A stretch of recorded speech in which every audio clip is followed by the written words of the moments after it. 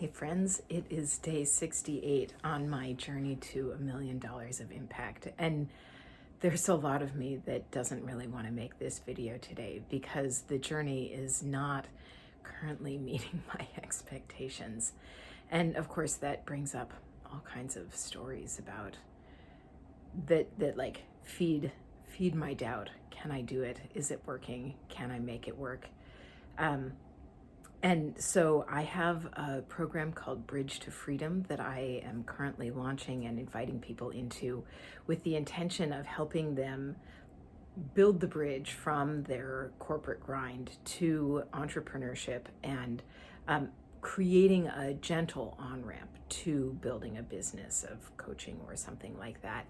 And the irony that's the program that I'm offering, and I haven't gotten anyone to sign up for it. And as I say that, this like sharp piece of judgment lodges itself in my heart, the story of who am I to be encouraging people into this path that I'm not even succeeding at my expectations of.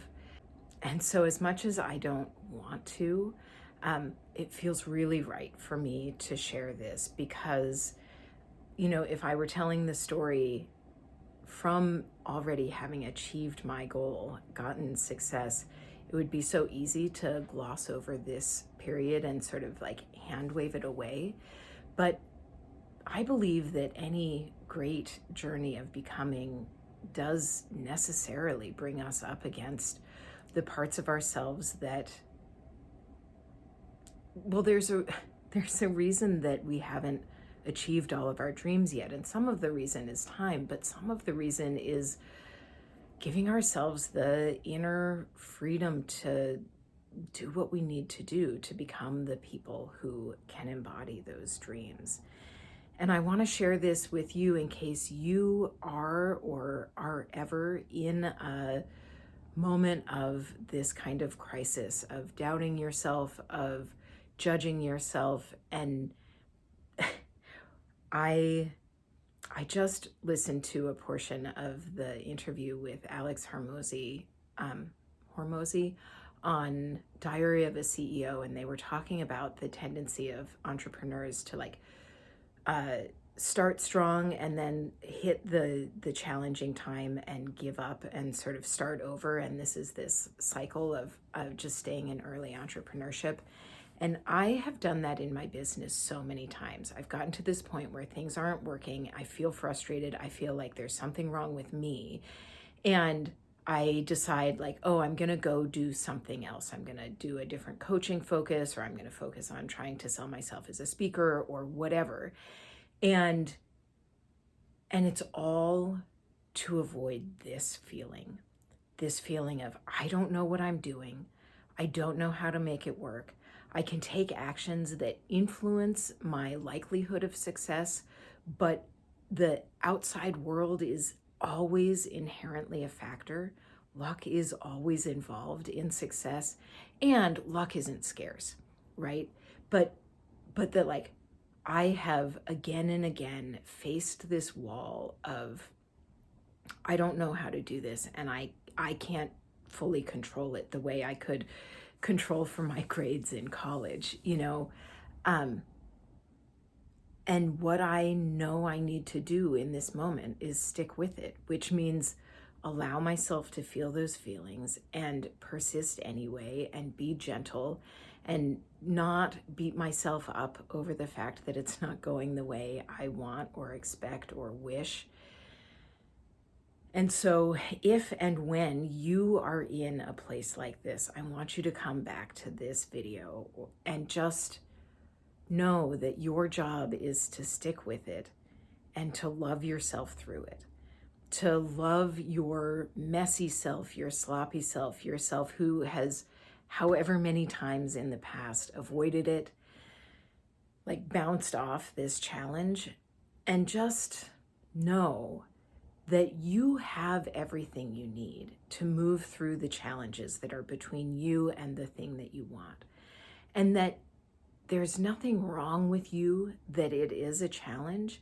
And the opportunity is to do the reps and get better and better at it, and trust that maybe you couldn't lift the weight today, but you're going to be able to next week or next month. And so that's how I'm holding myself. And this is a shift from my longtime pattern of what I call my pathological Pollyanna, my toxically positive self, who's like, you got this, you got this. And then when the going gets hard, she's like, okay, yeah, go do this other thing. Okay, you got this, you got this. And I'm bringing some very strong you got this energy to myself, but with a real different focus. Like it is time to just stick with it and keep going and trust that the reps are building my capacity and my ability, and that I'm learning more every time I do it, every time I send a message inviting people into my program, every time I share a message like this that's open-hearted and vulnerable, not living from behind that mask of perfectionism and hiding that has been wonderfully protective for me, but also separating, and like separating me from myself and separating me from the kind of connection that I really want to have with people, with you, with all of the people that I serve. And so the call of the moment is to allow myself to feel helpless, to feel the lack of control, to feel the frustration and the judgment, and to allow it all, to love myself through it all, not because I'm perfect, not because I'm succeeding, not because I feel confident, but just because I get to love myself and you get to love yourself, not for what you do or how you are, but just because of the fact that you are. I want to wrap this up with something pithy, but I think that's gonna have to do. I really hope that this serves someone in a nourishing and supportive way.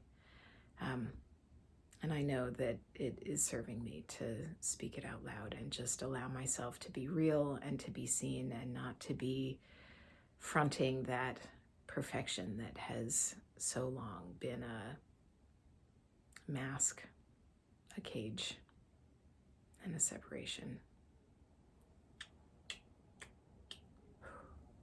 Happy New Year, my friends. I love you.